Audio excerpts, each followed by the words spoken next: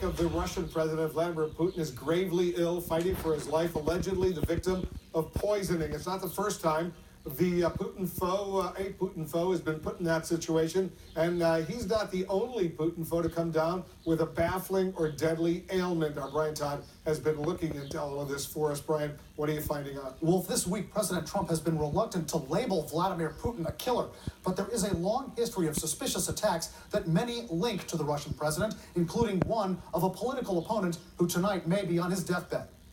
Not belong exclusively to Vladimir Kara-Murza could be dying. He's a political opponent of Vladimir Putin, and he's in grave condition, according to his wife, who's sitting at his bedside in a Moscow hospital.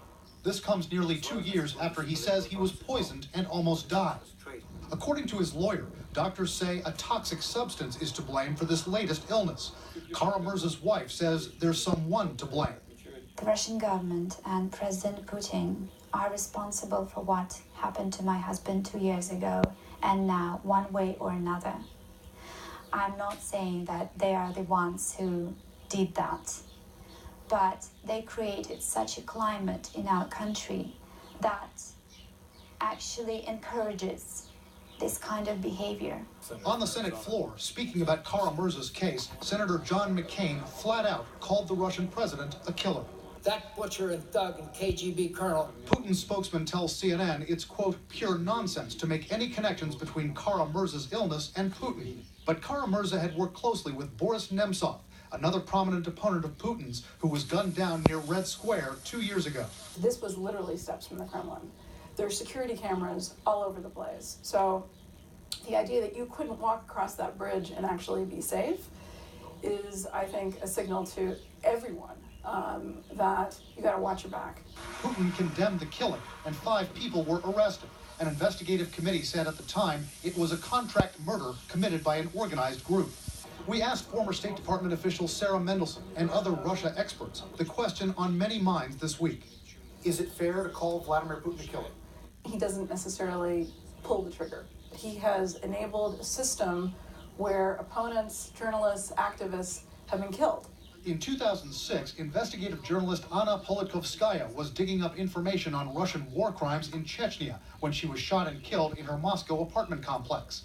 The accused killers were convicted, but the mastermind was never caught. The closest anyone's come to tracing a political murder to Vladimir Putin? The 2006 death of former Russian intelligence agent Alexander Litvinenko. He'd also been digging up information damaging to the Kremlin. In a Cold War-style operation, someone slipped the radioactive substance polonium into Litvinenko's tea in London. The British investigated. There were all sides represented. There were tons of evidence, and on the basis of that evidence, British judge found that Mr. Putin is likely to have ordered this killing. The Kremlin vehemently denied any role in Alexander Litvinenko's death. Will there ever be consequences for Vladimir Putin in any of these killings? Analysts say don't hold your breath. They say he's created a culture of impunity where he controls the media and answers to no one. Wolf?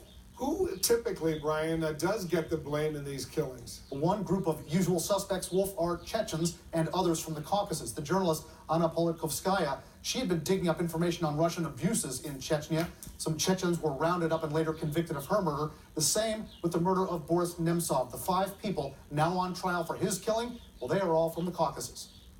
Brian Todd reporting for us. Thank you. Coming up...